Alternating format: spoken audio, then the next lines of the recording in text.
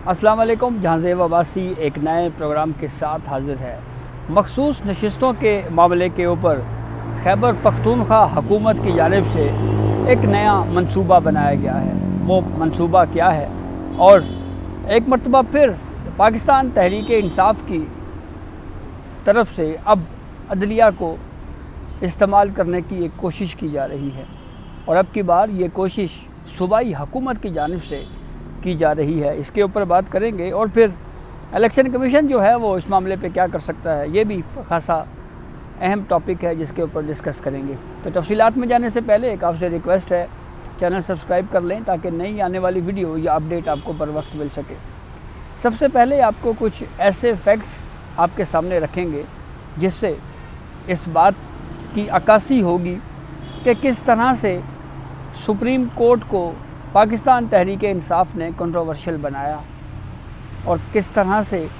ऐसे हक़ाइक़ हैं जिसकी वजह से मखसूस नशिस्तों के केस का जो 8 जजेस का अक्सरियती फ़ैसला है जो जस्टिस मंसूर अली शाह ने तहरीर किया वो तनाज़ात का शिकार हुआ। जो सुप्रीम कोर्ट के इसी फुल कोर्ट में शामिल जजेस की जानिब से कानूनी और आइनी खला की या जो आइनी और कानूनी तौर के ऊपर जो चीज़ें नज़रअंदाज की गई वो तो तहरीरी सूरत में हमारे इन जज साहिबान ने इख्तलाफी नोट्स की सूरत में लिख दी हैं और वो सूरत हाल तो क्लियर है, लेकिन कुछ ऐसे फैक्ट्स भी हैं जो जिसके ऊपर बात करना बहुत ज़रूरी है। सबसे पहले एक फैक्ट तो ये है कि जब ये मखसूस नशिस्तों का केस सुप्रीम कोर्ट में चल रहा था उस वक्त भी पाकिस्तान तहरीक इंसाफ की जो कानूनी टीम थी वो एक तरह से गैर यकीनी किसी सूरत हाल का शिकार थी और बिलखसूस उनको ये वाज़े था कि उनको रिलीफ़ सुप्रीम कोर्ट से नहीं मिलना,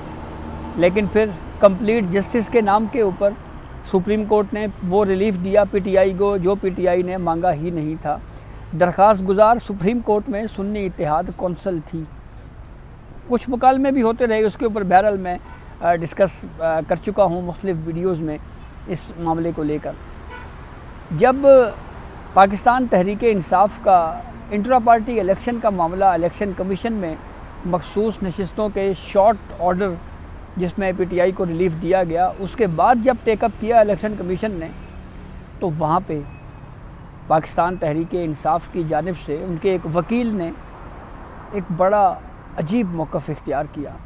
उन्होंने कहा कि आप अभी इंट्रा पार्टी इलेक्शन केस का फ़ैसला न करें, अभी तफसीली फ़ैसला मखसूस नशिस्तों के केस का आने दें। तो उस वक्त भी ये एक सवाल बहरहाल ज़रूर था कि मखसूस नशिस्तों के केस के फ़ैसले का पीटीआई इंट्रा पार्टी इलेक्शन से क्या ताल्लुक़ है, लेकिन फिर बाद में वो ताल्लुक़ हमें साबित होते हुए देखने को मिला। जी हाँ, सुप्रीम कोर्ट ने अपने फ़ैसले में बैरिस्टर गौहर को डिफेक्टो चेयरमैन करार दे दिया, इस बात को नज़र में रखे बग़ैर कि ये मामला ऑलरेडी इलेक्शन कमीशन में पेंडिंग है। लेकिन सुप्रीम कोर्ट ने जब ये कहा कि बैरिस्टर गौहर ही डिफेक्टो चेयरमैन पीटीआई हैं तो फिर उस वक्त पीटीआई के वकील की वो बात समझ आई जो उन्होंने इलेक्शन कमीशन में पेश होकर बताई थी और कही थी कि अभी आप इस केस को पेंडिंग रखें कम से कम उस वक्त तक जब तक इस केस का जो मखसूस नशिस्तों के केस का तफसीली फ़ैसला नहीं आ जाता। फिर इसी तरह से जब मखसूस नशिस्तों के केस का शॉर्ट ऑर्डर जारी हुआ तो उस वक्त इलेक्शन कमीशन ने वजाहत के लिए सुप्रीम कोर्ट से जब रुजू किया तो उस वक्त पाकिस्तान तहरीक इंसाफ ने भी एक मुतफ़र्रिक़ दरख्वास्त दायर की। उसमें पाकिस्तान तहरीक इंसाफ ने 2 ग्राउंड्स लिए, एक आर्टिकल 17 जो राइट टू एसोसिएशन की इजाज़त देता है और दूसरा कंप्लीट जस्टिस के ऊपर बात की। हालांकि उस वक्त तफसीली फ़ैसला नहीं आया था, लेकिन यह महज इत्तेफाक है कि जब तफसीली फ़ैसला आता है तो उसमें आर्टिकल 187 कंप्लीट जस्टिस की भी बात होती है और आर्टिकल 17 के ऊपर भी خاصا تفصیل سے اس کو ڈسکس کیا جاتا ہے، اور پھر اسی طرح کے کچھ اور واقعات بھی دیکھنے کو ملے جہاں پہ پاکستان تحریک انصاف کی جانب سے کچھ ایسی سٹیٹمنٹس دے دی گئیں جو قبل از وقت تھیں، اور پھر اس کے اوپر شکوک و شبہات پیدا ہوئے۔ 2 وضاحتیں جو جاری کی گئیں اس کے اوپر تو ہم بہت کچھ کہہ چکے ہیں، بہت کچھ بھی لکھا جا چکا ہے۔ اب آتے ہیں اس ٹاپک کے اوپر کہ خیبر پختونخوا کی صوبائی حکومت اب کیا کرنے جا رہی ہے۔ خیبر پختونخوا کی صوبائی حکومت اب ریٹ پٹیشن میں پشاور ہائی کورٹ جا رہی ہے، اور اس میں موقف یہ اختیار کیا جائے گا پشاور ہائی کورٹ میں کہ الیکشن کمیشن ہمیں مخصوص نشستیں نہیں دے رہا، اور ہمیں مخصوص نشستیں دلوائی جائیں اور سپریم کورٹ کے 8 ججز کے فیصلے کے اوپر امپلیمنٹ کیا جائے۔ اس حوالے سے خیبر پختونخوا کی صوبائی کابینہ نے اس فیصلے کی منظوری بھی دے رکھی ہے، اس کو میڈیا رپورٹ کر چکا ہے۔ اس فیصلے کو اگر مد نظر رکھیں تو اس سے جہاں پہ یہ بات بھی معلوم ہوتی ہے کہ پاکستان تحریک انصاف، جیسے میں نے آپ کو پچھلے کچھ واقعات گنوائے ہیں، لگتا ہے کہ ایک مرتبہ پھر پاکستان تحریک انصاف جو ہے اس معاملے کو عدلیہ کے ذریعے جو ہے وہ ایک مرتبہ پھر کنٹروورشل کرنے کی کوشش کرے گی۔ وہیں پہ اس کے ساتھ ساتھ یہ سوال بھی بڑا اہم ہے کہ سپریم کورٹ میں جب ریویو پینڈنگ ہے، الیکشن کمیشن کی جانب سے ریویو پینڈنگ ہے، مسلم لیگ نون کی جانب سے ریویو پینڈنگ ہے، دیگر اور جو اس حوالے سے جو ممبران ہیں جو اس فیصلے سے متاثر ہوئے ان کے ریویوز پینڈنگ ہیں، تو ایسی صورتحال میں ریٹ جوrisdiction میں پشاور ہائی کورٹ اس پٹیشن کو انٹرٹین کیسے کرے گا؟ یہ ایک سوال خاصا اہمیت کا حامل ہے۔ اور دوسری اہم بات یہ ہے کہ اب 26ویں آئینی ترمیم کے بعد آرٹیکل 184(3), آرٹیکل 185، آرٹیکل 186 کی وہ جوrisdictions جو پہلے سپریم کورٹ میں نارمل بینچز سنتے تھے، اب وہ آئینی بینچز کو وہ اختیار منتقل ہو چکا ہے، اور 26ویں ترمیم کے اوپر سپریم کورٹ نے پریکٹیکلی امپلیمنٹ کرنا بھی شروع کر دیا ہے۔ جیسے آئینی مقدمات میں جن بینچز کو جانے ہیں ان کی تفریق کرنے کے لیے باضابطہ طور کے اوپر سپریم کورٹ میں ہدایت دے دی گئی ہے۔ اس کے ساتھ ساتھ جوڈیشل کمیشن کے 2 اجلاس ہوئے، ایک اجلاس میں 7 ججز کو نامزد کیا گیا۔ تو اس صورتحال میں جو مخصوص نشستوں کا جو ریویو ہے وہ کانسٹیٹیوشنل بینچز میں جانا ہے۔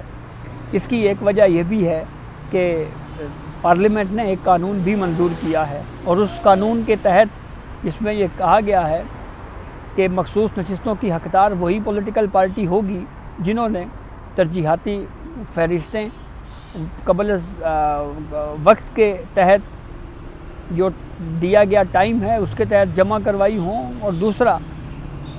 جو پولیٹیکل پارٹی کا امیدوار آخری وقت تک اپنی سیاسی وابستگی کو کسی جماعت کے ساتھ قائم رکھ سکا وہی مخصوص نشستوں کا حقدار ہے۔ ایک طرف سپریم کورٹ کے 8 ججوں کا فیصلہ، دوسری جانب پارلیمنٹ کا بنایا ہوا قانون۔ یہ الگ بات کہ ایک وضاحت میں جو 8 ججز کی جانب سے چیمبر میں بیٹھ کے دی گئی، یہ نہیں آج تک پتہ لگا کہ ججز کہاں چیمبر میں بیٹھے۔ وہ وضاحت تفصیلی فیصلے کے بعد جاری ہوئی تھی جس میں یہ کہا گیا تھا کہ سمپل لیجسلیشن سے کسی عدالتی فیصلے کو غیر مؤثر نہیں کیا جا سکتا، لیکن کسی عدالتی فیصلے کو کسی عام قانون سازی کے ذریعے غیر مؤثر کیا جا سکتا ہے یا نہیں کیا جا سکتا، یہ 8 ججز بغیر کسی کو سنے چیمبر میں یہ رائے نہیں دے سکتے تھے، لیکن یہ رائے دی گئی، اور اس کے اوپر جو ہے وہ پھر کنٹروورسی بھی کریٹ ہوئی، اور بہت زیادہ اختلافات کی سی بھی ہم نے صورتحال ود ان دی جوڈیشری دیکھی، اور بڑے بڑے یونیک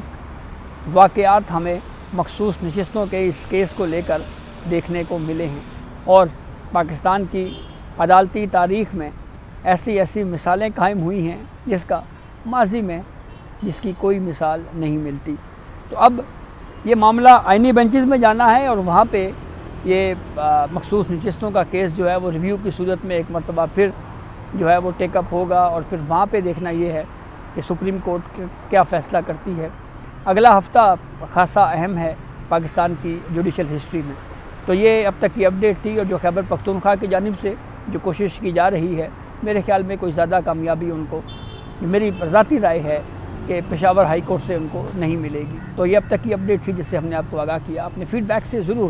آگاہ کیجیے گا۔ اجازت دیجیے، اللہ حافظ۔